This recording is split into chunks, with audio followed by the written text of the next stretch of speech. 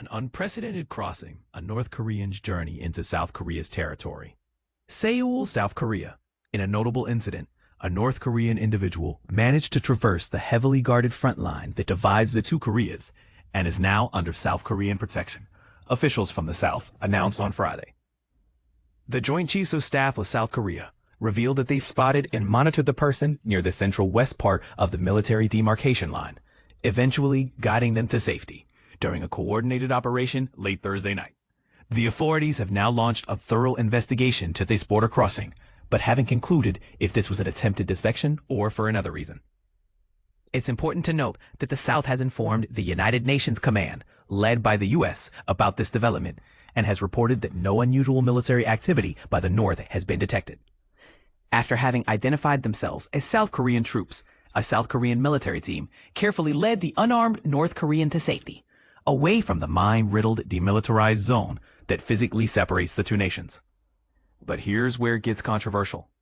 Recent months have seen a spike in border tensions as a throwback to Cold War-era psychological warfare.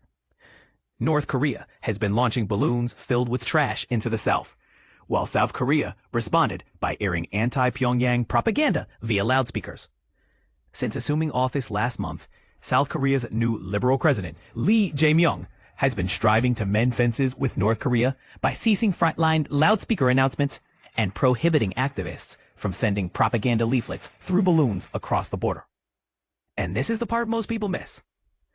April witnessed South Korean troops firing warning shots at approximately 10 North Koreans who had briefly crossed into the South. And the North Korean troops eventually retreated without any incidents, and there was no retaliatory fire from the North. In June of the previous year, North Korean troops crossed the border 3 times, leading South Korea to issue warning shots.